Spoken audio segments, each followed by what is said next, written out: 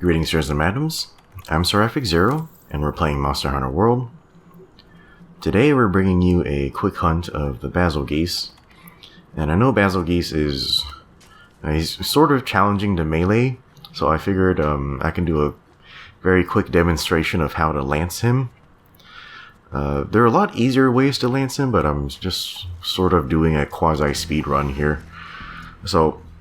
what makes Bazelgeuse really dangerous is the bomb pellets that he drops, and my strategy here is to essentially, well, A, never stand underneath him when he has the bombs, and then you can actually negate the bombs by tripping him, and we'll show you that a couple of times during this hunt. So what I find really useful against him is actually using the fireproof mantle, because his bombs deal fire damage, and... yeah, that will be an easy way to defend yourself against them, but... oh, I'm screwing up already. Okay, so the way the bombs work is they'll drop on the ground, and when they're dark, they explode by reacting to being attacked, or being hit by anything.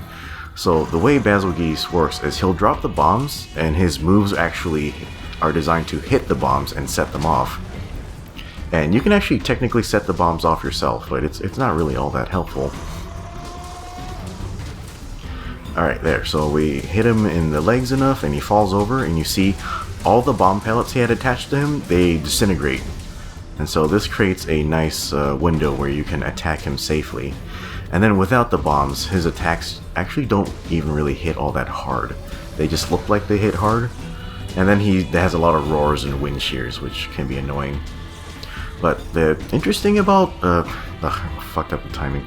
The interesting thing about Bazelgeuse's attacks is they actually travel very far. They cover a lot of distance, and because of that, melee users will have a lot of trouble controlling distance with him. But the reason they do that is because a lot of people go ranged against him, and so his tackles and charges travel really far to act as anti-ranged attacks. But just be prepared that, like, whenever you counter, you're gonna have to do some follow-up in order to close distance, so I'm using a lot of lance charges. It's very risky, but if you know the timings and his possible attacks, you'll be okay. Alright, so it looks like Guapo actually put him to sleep, and that's sort of rare, because, like, Bazelgeuse, he just moves around everywhere. It's very hard for your Palico to hit him. Okay, and I am using Guard 3 on this set because... yeah, Bazelgeuse's attacks actually hit really hard. Guard 3 is probably the minimum you're going to need to use, or else it will actually cause your counters to fail.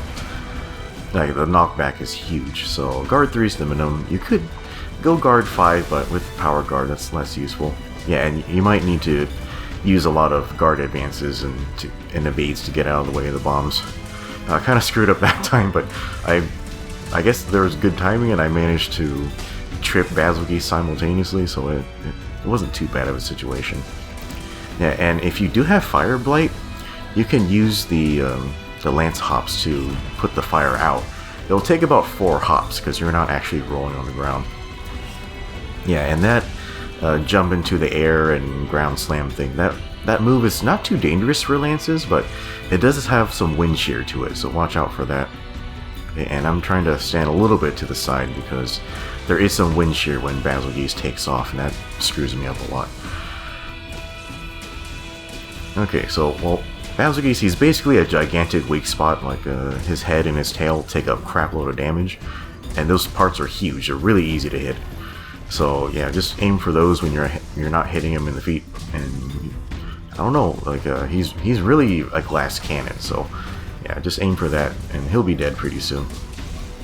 Yeah, and Power Guard is extremely useful for him, so his attacks travel so far, you'll want to aim your counter behind you, so you can start closing distance again. And then the fact that Power Guard can block multiple hits in every direction, it means you can use it to basically protect yourself completely from all the bomb pellets. It's really good. Okay, so Bazelgeuse is down, and we got a time of 4 minutes 41 seconds, which is really good for me. Normally I have a hard time getting sub 6 on him. Okay, so here's the set. We have Thunder Attack 5, Crit I 3, Weakness Exploit 3, because he's a giant weak spot, Guard 3, Handicraft, you don't really need it too much. I'm using this thing mostly for the slots. Blight Resistance, I don't have that on intentionally, but it can help with the Fire Blight and Crit Boost from the arms, because, you know, Weakness Exploit.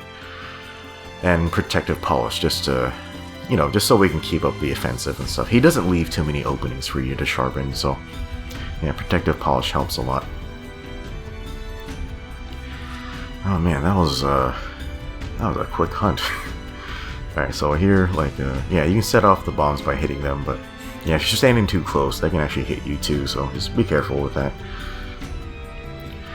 Alright, that hunt went pretty well. It's, yeah, I think a good speed run of him is about 3 minutes, like maybe a bit faster. But for lances, yeah. Let's grab all this trash. Oh man, that screenshot is like really intense for some reason. Tiptoe maintenance resistor. Ah, okay. I don't think I'll ever get a good jewel ever again. Alright guys, that is it for our hunt of the Bazelgeuse. Hopefully you enjoyed that, and we'll see you next time.